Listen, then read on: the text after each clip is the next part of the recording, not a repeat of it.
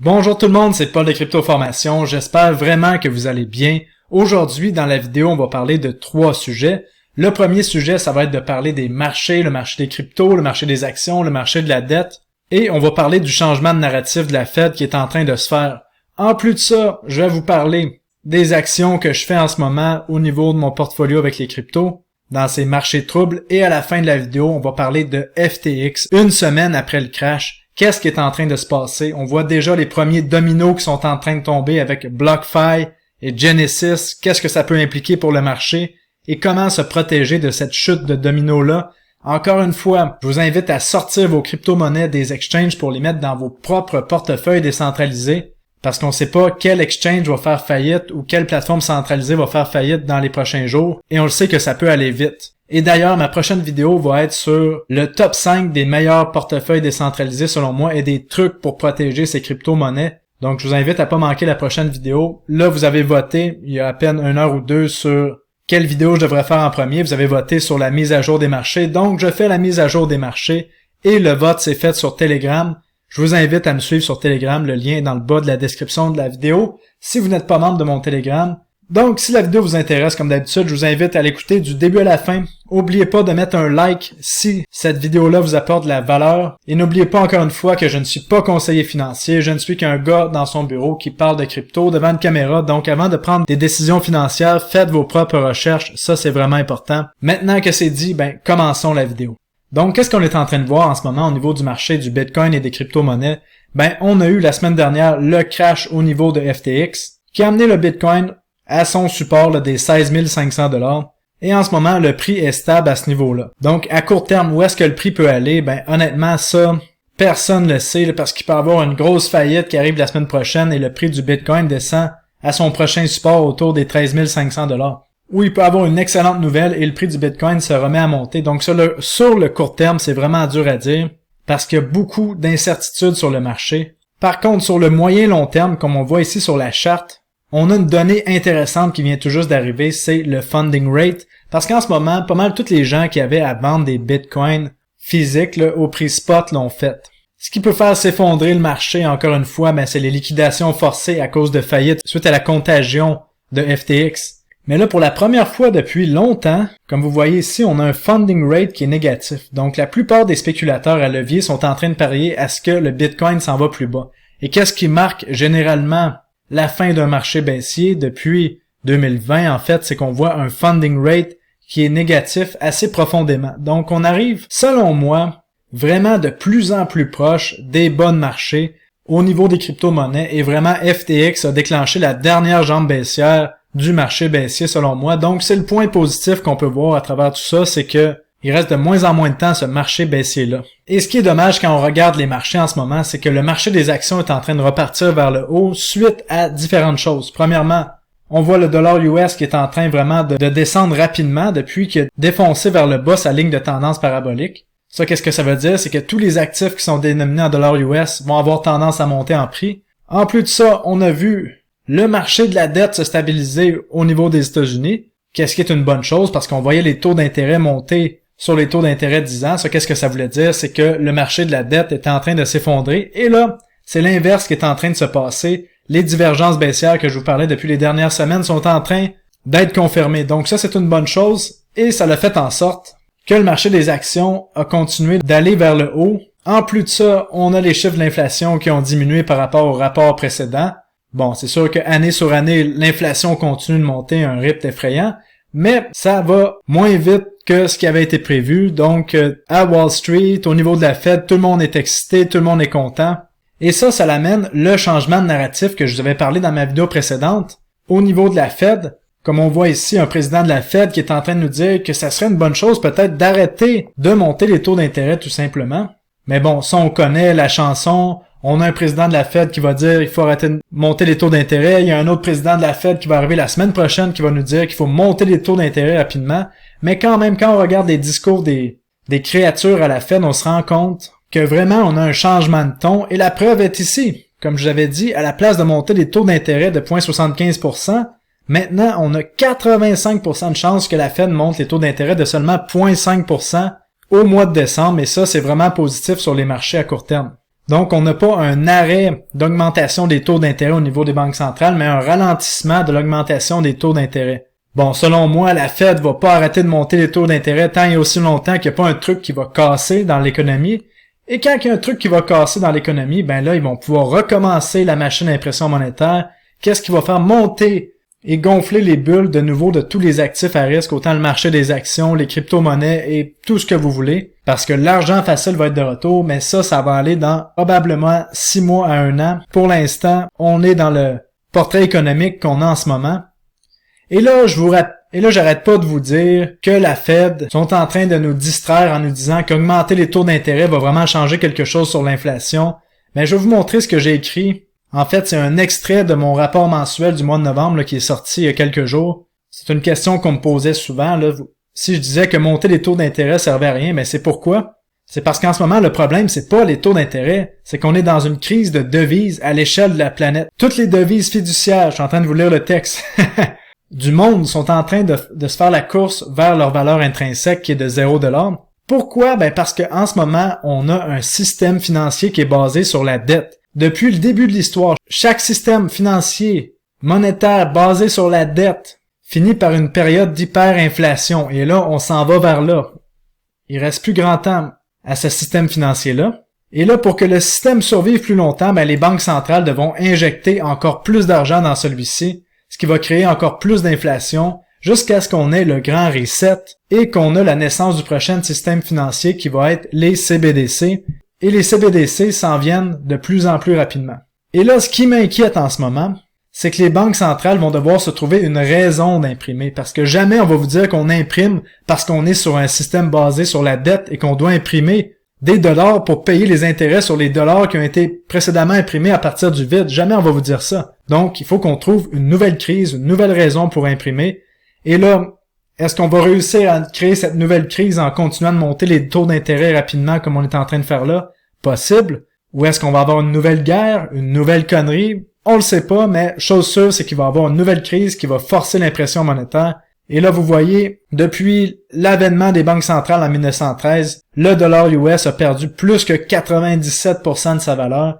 Et les systèmes financiers basés sur la dette, c'est fait comme ça. Donc, j'espère que vous avez compris ça dans la vidéo. Et là, en plus de ça, les CBDC s'en viennent plus rapidement que possible. Les CBDC, c'est les devises émises par des banques centrales sur des blockchains qui vont être avec permission, sans aucune vie privée. Donc, toutes nos transactions vont être tracées à la lettre. On n'aura plus accès au cash. Et là, on a plusieurs banques majeures qui se sont alliancées ensemble avec la Fed pour tester pendant 12 semaines un projet pilote pour les CBDC aux États-Unis. Donc, ce n'est qu'une question probablement d'années, là. Je dirais d'ici 2025, 2027, on devrait avoir des CBDC selon ce qu'on est en train de voir en ce moment. Donc, c'est pas mal ça que j'avais à vous dire pour qu'est-ce qui était des marchés. Maintenant, pour vous parler de ce que je fais en ce moment au niveau des crypto-monnaies, ben, j'ai commencé à accumuler depuis le mois de juin, comme je vous expliquais dans mes vidéos précédentes. Et là, est-ce que je vais vendre par peur de contagion ou non? Ben, tout simplement, en ce moment, qu'est-ce que je vais faire? C'est absolument rien du tout. Je vais garder mes crypto-monnaies, je vais évaluer comment la situation se passe, et si le marché va plus bas, qui nous donne un Bitcoin à 14 000, à 10 000 $, ben, je vais rajouter du capital dans ce marché-là, parce que je pense que c'est là pour rester. Et il y a plusieurs projets qui vont être vraiment sous-évalués et que je vais racheter. Et encore une fois, si vous voulez voir en détail ce que je fais dans mon portefeuille et les crypto-monnaies que je surveille, et mon rapport mensuel, ben, je vous invite à aller voir du côté de mon site web paulcryptorecherche.com. On a vraiment des grosses choses qui s'en viennent au niveau de ce site web-là. Et maintenant, parlons de nouveau de FTX, de la contagion et de la suite de la saga FTX. Bon, suite à ma série de vidéos la semaine passée, j'ai fait 2 vidéos sur FTX qu'on voit juste ici. Mais il est arrivé encore d'autres choses avec FTX. La saga finit jamais de devenir de plus en plus bizarre. Là, qu'est-ce qu'on a vu, c'est qu'il y avait un backdoor dans le code de l'application FTX qui a fait qu'un hacker, qui potentiellement, ça se peut que le hacker soit la même personne qui s'amusait à jouer avec les fonds de FTX et Alameda, si vous me suivez. Mais ce hacker-là aurait volé 663 millions de dollars de différentes crypto-monnaies. Donc, malheureusement, ça veut dire que pour les gens qui avaient des fonds sur FTX, là, ben, c'est fini. Il reste plus rien. Et encore une fois, mes pensées vont vers vous. Et laissez-vous pas décourager par ça. Je sais que c'est un choc terrible pour les gens qui ont perdu beaucoup dans FTX. Mais il y a d'autres choses d'importantes aussi dans la vie. et entourez-vous, là, parlez-en. Gardez pas ça dans votre tête parce que ça peut vraiment causer des problèmes. Et si ça va pas, n'hésitez pas à rejoindre le Telegram pour venir juste vous exprimer si vous avez des choses à dire par rapport à tout ça, parce que je comprends qu'on vit vraiment des périodes difficiles par rapport à ça. Si on revient sur le hacker de FTX, ben ce hacker-là est maintenant un des plus riches grands possesseurs d'Ethereum qui existe maintenant. Est-ce que son adresse va se faire bloquer par Ethereum parce que maintenant, depuis qu'on a le Proof of Stake, les validateurs d'Ethereum ont la possibilité de bloquer des adresses? Est-ce que ça va être le cas? Ben peut-être. Mais, encore une fois, sur FTX, les choses sont de plus en plus bizarres parce que, Sam Bankman-Fried, qui était le CEO et propriétaire de FTX et Alameda, n'est toujours pas en prison, et on peut se demander pourquoi.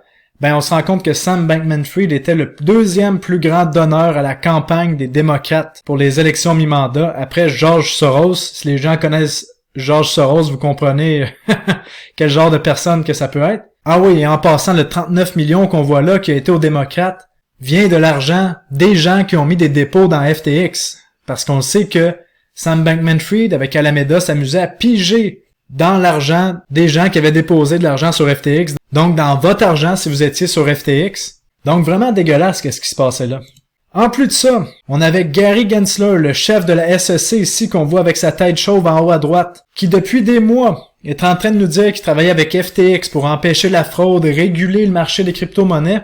Et puis finalement, il arrive ce genre de truc-là avec FTX, c'est vraiment louche. On sait que l'ancien patron de Gary Gensler, qui était Glenn Ellison, est le père de Caroline Ellison, qui était le CEO de Alameda, qui entretenait une relation amoureuse avec Sam Bankman-Fried. Donc là, ça devient de plus en plus bizarre. On pourrait creuser plus loin, mais là, j'ai vraiment pas envie de parler de ça dans la vidéo. La seule chose qu'on sait, c'est que c'est une bande de personnes, d'entités qui font de la collusion pour s'amuser avec notre argent et qui finalement sont protégés et qui vont pas en prison. Et vous serez pas surpris non plus de voir que FTX faisait partie du World Economic Forum et que bien sûr, après le crash de FTX, la page de FTX sur le World Economic Forum n'existe plus. N'oubliez pas que le World Economic Forum, c'est les entités qui veulent qu'on ne possède rien et qu'on soit heureux et qu'on leur loue tout ce qu'on a à eux. Et aussi, regardez, Crypto.com fait partie du World Economic Forum, donc c'est un fait intéressant à savoir. En plus de ça, on a appris une autre fraude, c'est que Alameda, la compagnie sœur de FTX, qui était l'un des plus gros market makers de crypto, achetait des tokens environ un mois avant les listings qui arrivaient chez FTX. Donc, qu'est-ce que ça veut dire? C'est qu'ils faisaient monter le prix, puis le token était listé sur FTX, et puis on voyait une belle correction, et probablement qu'ils s'amusaient à shorter le marché. Le genre de fraude qu'on a vu régulièrement au niveau des crypto-monnaies, mais là, on parle de ça à grande échelle. Et là, depuis que Alameda, qui était un des plus grands market makers du marché, est parti, on se rend compte que la profondeur de marché a diminué d'à peu près 40%. Donc là, ça veut dire qu'il va y avoir encore plus de volatilité au niveau des crypto-monnaies parce que les carnets d'ordre sont de plus en plus vides. Et là, en plus de ça, on a vu d'autres nouvelles qui est arrivées aujourd'hui. On a vu Genesis, qui est une plateforme de prêt qui est utilisée par pas mal toutes les plus grosses institutions en crypto, qui vient d'arrêter les retraits de crypto-monnaies sur sa plateforme. Quand une plateforme empêche des retraits sur sa plateforme, ça veut dire que c'est fini. On se remet pas de ça. C'est complètement terminé. Ils sont à 99,9% de chances qu'ils sont en faillite. Donc là, ça, c'est grave qu'est-ce qui vient de se passer là. Et avant de vous parler des répercussions que pourrait avoir Genesis, j'aimerais vous montrer quelque chose. Le 9 novembre, Genesis nous disait avoir aucune exposition à FTX, comme on voit sur la photo ici. Et puis aujourd'hui, le 16 novembre, Genesis nous dit que finalement il y avait une exposition à FTX. Donc vous vous rendez compte, ça veut dire que on n'a aucune idée de quelle plateforme en ce moment est un zombie et est déjà en faillite. Parce que la plupart des plateformes nous ont dit qu'ils n'ont pas d'exposition à FTX, mais du jour au lendemain, ça peut changer. Donc, s'il vous plaît, sortez vos crypto-monnaies des exchanges, mettez-les sur des portefeuilles décentralisés qui vous appartiennent. Si vous ne savez pas comment, allez voir sur YouTube, il y a plein de vidéos pour ça. Et si vous voulez un accompagnement main dans la main pour vous expliquer comment faire tout ça, allez voir du côté de mon site web paulcryptoformation.com sur la formation de base pour apprendre les façons d'utiliser des portefeuilles décentralisés et garder vos cryptos en votre propre possession. Parce que lorsque vous avez vos cryptos en votre propre possession, si un exchange ou une plateforme centralisée comme BlockFi ici qui annonce qu'ils ont arrêté les retraits, donc possiblement que BlockFi va annoncer faillite dans les prochains jours, si les cryptos sont dans vos propres portefeuilles, mais ça vous fait absolument rien que BlockFi ferme ou que FTX explose. Donc, apprenez à faire ça, c'est vraiment important. Et c'est la nature même des crypto-monnaies, c'est de posséder des actifs en sa réelle possession. Les gens comprennent pas ça en ce moment. Le crash de marché va amener ça, ça va amener des nouveaux guerriers qui vont comprendre le but des crypto-monnaies et que c'est pas seulement là pour des gains financiers. Et là, qu'est-ce que la fermeture de Genesis a amené? Ben, ça a amené Gemini Earn à bloquer les retraits aussi et possiblement toute la plateforme Gemini qui est en péril. Pourquoi? Ben, c'est parce que Gemini offrait des produits qui donnaient des rendements. Donc, qu'est-ce qu'il faisait? C'est que vous donnez vos cryptos à Gemini, Gemini prêtait vos cryptos à Genesis, Genesis prêtait vos cryptos à un fonds, le fonds empruntait à Genesis en leur donnant une commission, par exemple, de 2%, Genesis remettait 1% à Gemini, et Gemini vous donnait un nombre de pourcents. Et là, si Genesis fait faillite, ben tout ce schéma-là s'arrête, et les gens qui étaient dans Gemini Earn ne verront possiblement pas la couleur de leur argent, sauf si Genesis réussit à se faire un bailout comme qu'est-ce qu'on avait vu il y a quelques mois suite au crash de Three Arrows Capital. Donc la morale de cette histoire-là, c'est que les produits financiers centralisés, en ce moment, sont en train de causer des problèmes extrêmes dans le marché des crypto-monnaies. On a Celsius, BlockFi, FTX, Voyager, Gemini Earn, Genesis qui ont fait faillite, ou qui sont sur le point de le faire, alors que tous les produits de DeFi, comme Uniswap, Yearn, Maker, Aave, Lido, Curve Finance, mais ça va bien, ça a continué de tourner, puis c'est pas affecté par tout ce qui se passe en ce moment. Donc l'avenir des crypto-monnaies s'en va vers la finance décentralisée. La finance décentralisée fait en sorte qu'il peut pas avoir de fraude comme on a vu avec FTX. Et la DeFi, ne vous inquiétez pas, c'est là pour rester. Comme on a vu JP Morgan au mois de juin, là, ça n'a pas été beaucoup parlé, mais cette banque-là fait une transaction sur Aave, sur la blockchain de Matic, pour l'utilisation de la DeFi. Et leur but, c'est d'amener des trillions de dollars en actifs tokenisés dans la DeFi. Donc la DeFi est là pour rester. C'est pour ça qu'il faut garder ces crypto-monnaies à sa propre possession. Et lorsqu'on a des portefeuilles décentralisés, on peut utiliser les protocoles de finance décentralisée. Donc j'espère que cette vidéo-ci vous aura aidé à avoir des perspectives différentes sur le marché, à prendre un peu de recul sur qu'est-ce qui se passe et à vous aider dans vos décisions pour la suite des choses. Donc nous, on se revoit dans une prochaine vidéo où est-ce que je vais vous parler de mon top 5 des meilleurs portefeuilles de crypto. Si la vidéo vous a apporté de la valeur, n'oubliez pas de mettre un like et m'écrire un commentaire parce que j'aime toujours vous lire. Et on se revoit tout le monde très bientôt. Salut, bye bye.